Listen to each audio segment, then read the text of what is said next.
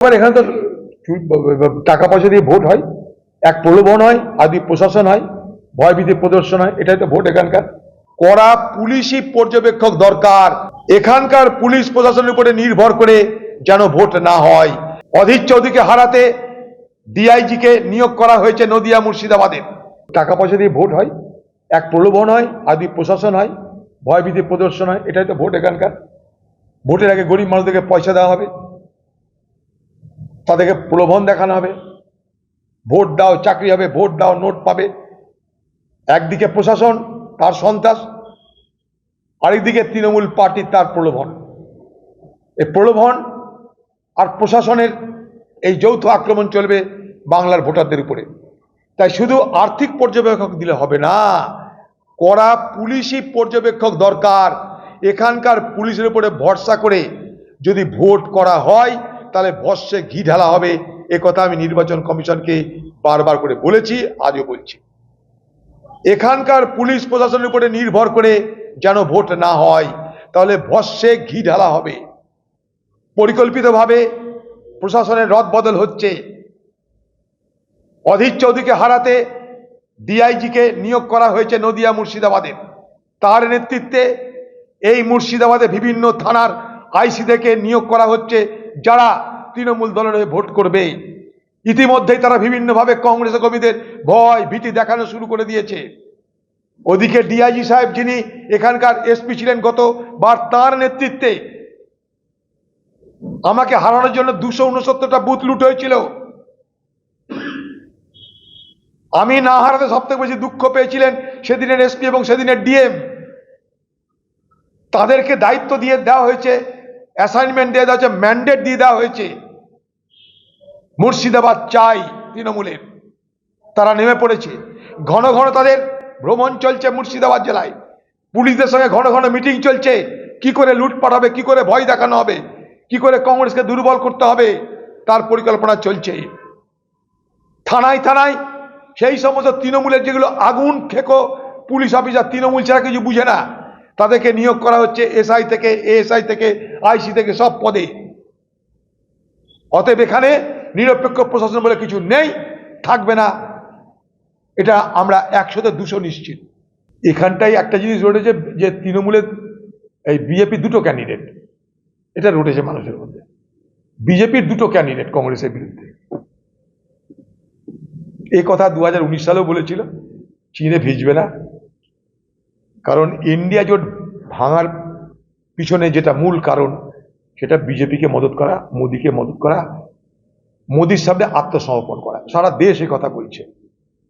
যেখানে মোদীর সামনে সারা দেশ কথা বলছে দিদি আত্মসমর্পণ করেছে, সেখানে আমার বিরুদ্ধে এসব কথা বলা মানে এখানকার যে ধোপাপট্টির গাধারা আছে তারা এখনই খিলখিল করে হাসবে।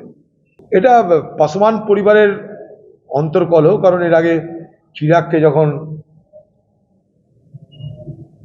এই বিজেপি পার্টি প্রত্যাখ্যান করলো, তখন তার বদলে সেখানকার ওই পাসওয়ান সম্প্রদায়ের মানুষের ভোট যাতে নিজের পক্ষে রাখা যায়, তার জন্যে এই পশুপতি পারসকে সেখানটায় মদত করা হয়েছিল। বিষয়টা কিছু না, ওদের অন্তর্কলহ। বিজেপি পার্টি প্রয়োজনে কাউকে ধরে, কাউকে ছাড়ে, এই ধরনের রাজনৈতিক স্বেচ্ছাচারিতা বিজেপি পার্টি সারা ভারতবর্ষের বিপক্ষ দলের সঙ্গে যেমন করছে, তার নিজের দলের লোকদের সঙ্গে, নিজের জোটের লোকদের সঙ্গেও করছে। দেখুন, সিএ নিয়ে পার্লামেন্টে 2019 সাল থেকে আমরা নানা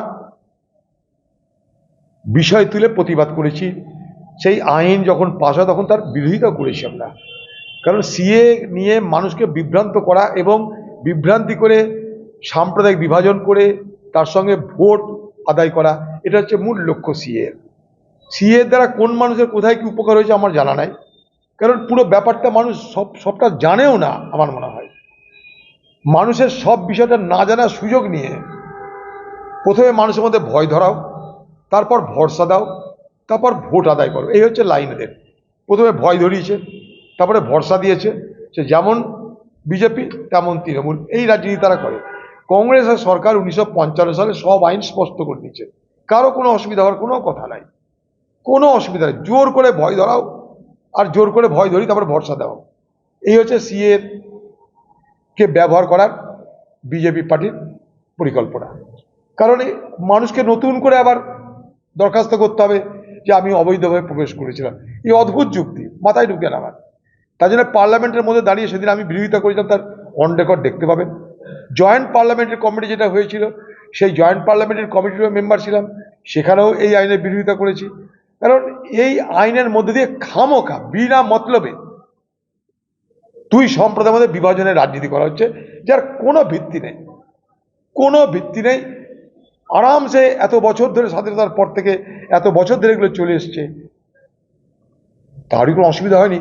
এখন কারো কোনো অসুবিধা না হওয়া সত্ত্বেও বিজেপি তার অসুবিধা তৈরি করে তাদেরকে সে অসুবিধা দূর করার জন্য ভরসা দিচ্ছে। টাকা পয়সা দিয়ে ভোট হয়, এক প্রলোভন হয়, আদি প্রশাসন হয়, ভয়ভীতি প্রদর্শন হয়, এটাই তো ভোট এখানকার। ভোটের আগে গরিব মানুষদেরকে পয়সা দেওয়া হবে, তাদেরকে প্রলোভন দেখানো হবে, ভোট দাও চাকরি হবে, ভোট দাও নোট পাবে। একদিকে প্রশাসন তার সন্ত্রাস, আরেকদিকে তৃণমূল পার্টির তার প্রলোভন। এই প্রলোভন আর প্রশাসনের এই যৌথ আক্রমণ চলবে বাংলার ভোটারদের উপরে। তাই শুধু আর্থিক পর্যবেক্ষক দিলে হবে না, কড়া পুলিশি পর্যবেক্ষক দরকার। এখানকার পুলিশের উপরে ভরসা করে যদি ভোট করা হয় তাহলে ভস্যে ঘি ঢালা হবে। একথা আমি নির্বাচন কমিশনকে বারবার করে বলেছি, আজও বলছি। এখানকার পুলিশ প্রশাসনের উপরে নির্ভর করে যেন ভোট না হয়, তাহলে ভস্যে ঘি ঢালা হবে। পরিকল্পিতভাবে প্রশাসনের রদবদল হচ্ছে। অধীর চৌধুরীকে হারাতে ডিআইজিকে নিয়োগ করা হয়েছে নদিয়া মুর্শিদাবাদে। তার নেতৃত্বে এই মুর্শিদাবাদে বিভিন্ন থানার আইসিদেরকে নিয়োগ করা হচ্ছে, যারা তৃণমূল দলের হয়ে ভোট করবে। ইতিমধ্যেই তারা বিভিন্নভাবে কংগ্রেস কর্মীদের ভয় ভীতি দেখানো শুরু করে দিয়েছে। ওদিকে ডিআইজি সাহেব, যিনি এখানকার এসপি ছিলেন গতবার, তার নেতৃত্বে আমাকে হারানোর জন্য 269টা বুথ লুট হয়েছিল। আমি না হারাতে সব থেকে বেশি দুঃখ পেয়েছিলেন সেদিনের এসপি এবং সেদিনের ডিএম। তাদেরকে দায়িত্ব দিয়ে দেওয়া হয়েছে, অ্যাসাইনমেন্ট দিয়ে দেওয়া হয়েছে, ম্যান্ডেট দিয়ে দেওয়া হয়েছে, মুর্শিদাবাদ চাই তৃণমূলের। তারা নেমে পড়েছে। ঘন ঘন তাদের ভ্রমণ চলছে মুর্শিদাবাদ জেলায়, পুলিশদের সঙ্গে ঘন ঘন মিটিং চলছে, কি করে লুটপাট হবে, কি করে ভয় দেখানো হবে, কি করে কংগ্রেসকে দুর্বল করতে হবে, তার পরিকল্পনা চলছে। থানায় থানায় সেই সমস্ত তৃণমূলের যেগুলো আগুন খেকো পুলিশ অফিসার, তৃণমূল ছাড়া কিছু বুঝে না, তাদেরকে নিয়োগ করা হচ্ছে এসআই থেকে, এএসআই থেকে, আইসি থেকে, সব পদে। অতএব এখানে নিরপেক্ষ প্রশাসন বলে কিছু নেই, থাকবে না।